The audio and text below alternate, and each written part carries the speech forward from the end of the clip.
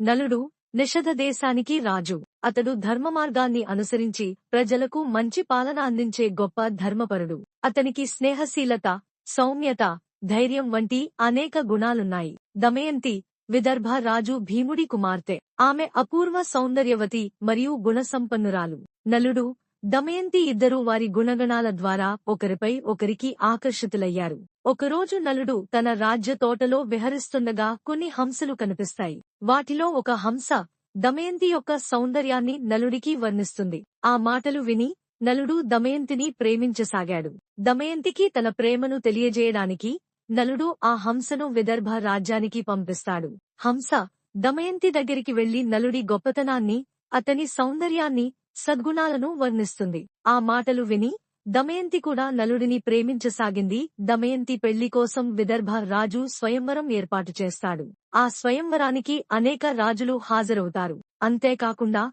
ఇంద్రుడు, అగ్ని, వాయు, యముడు వంటి దేవతలు కూడా దమయంతిని పెళ్లి చేసుకోవాలని స్వయంవరానికి వస్తారు. అయితే దమయంతి తన ప్రేమను వర్తించడానికి నలుడినే తన భర్తగా ఎంచుకుంటుంది. దేవతలు కూడా నలుడి ప్రేమ, ధర్మానికి మెచ్చి అతనికి దమయంతిని సమర్పిస్తారు. నలుడు, దమయంతి కలిసి సుఖసంతోషాలతో జీవిస్తూ ఉంటారు. కాని కలహపూర్వకుడు అనే దుష్టాత్మ నలుడికి శాపం ఇస్తాడు. ఆ శాపం కారణంగా నలుడి రాజ్యం అతని నుండి దూరమవుతుంది. అతను తన భార్య దమయంతిని వదిలి అడవుల్లోకి వెళ్లాల్సి వస్తుంది. ఈ విపత్తుల మధ్య నలుడు అనేక కష్టాలను అనుభవిస్తాడు. దమయంతి ధైర్యం నలుడి నుండి విడిపోయిన దమయంతి అతనిని తిరిగి పొందడానికి తన ధైర్యం, బుద్ధి ఉపయోగిస్తుంది. ఆమె అనేక రకాల ప్రయత్నాలు చేస్తుంది. చివరికి నలుడు, దమయంతి తిరిగి కలుసుకుంటారు. నలుడు తన శక్తిని, ధైర్యాన్ని తిరిగి పొందిన తర్వాత తన రాజ్యాన్ని క్రమంగా తిరిగి గెలుచుకుంటాడు. దమయంతి అతనితో కలిసి ఉంటూ